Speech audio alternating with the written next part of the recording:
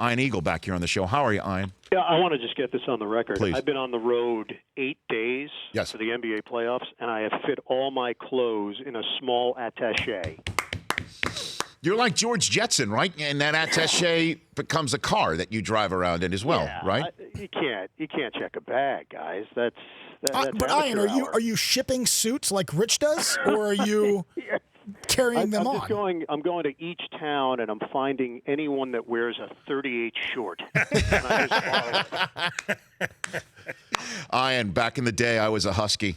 I got to tell you, I was.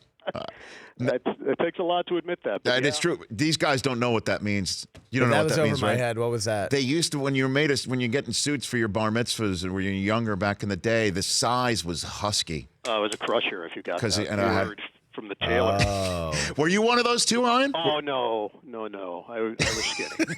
I'm sorry, Rich. Rich, he wears a 38 short. He's not Husky. Who knows? I don't know. I know that Ian and I pretty much cut from the same New York metropolitan area cloth, right? We are. But I was not Husky. But you are not. So you.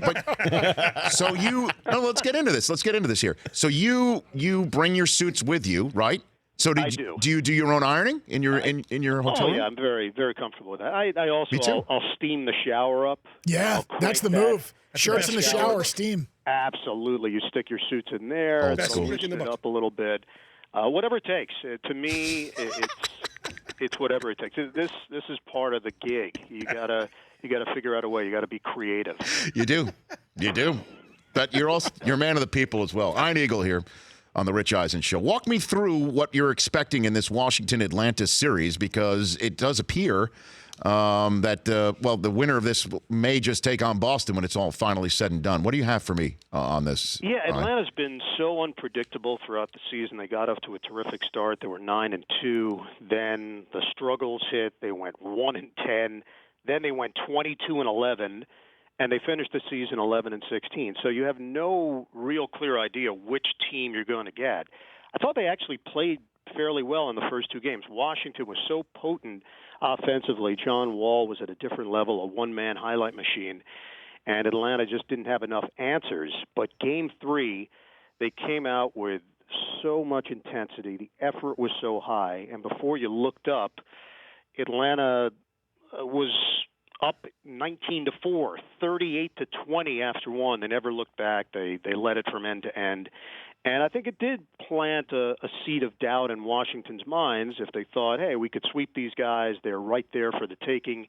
And now we might have a series. If Atlanta backs it up, I would be shocked if Washington gets blown out again. I think this is going to be a really competitive Game 4.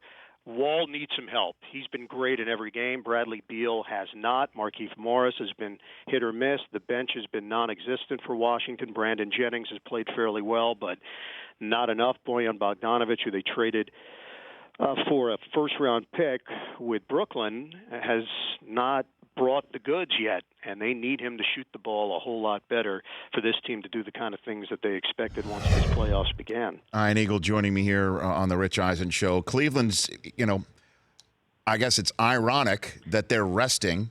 They have pretty much the whole week off because at least 6 games we're going to get out of Milwaukee and Toronto. With the Cavs, do you believe they are the best team in the East, Ian? Yeah, I've been fascinated by the points of view coming off this series. You get the one point of view, which is usually from former players. Hey, you take a win any way it comes. You sweep a series, that means rest. This is all positive.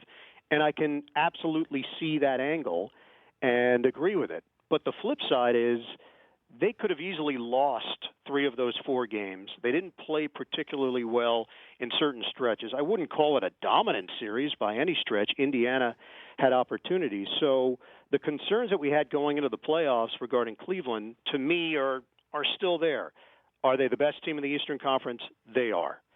Absolutely. Is their defense where it once was? No. There was a stretch in that fourth quarter where I thought Indiana was going to score every time they touched the ball. They kept finding ways to score against Cleveland. They made that game very interesting. They forced Cleveland to work hard, but they earned it, and now they get the rest. The rest of the Eastern Conference, the way things are set up, it looks like Washington if they get Jan Mahimi back, would have the most balance to maybe give this Cleveland team a run. Toronto has been hot and cold.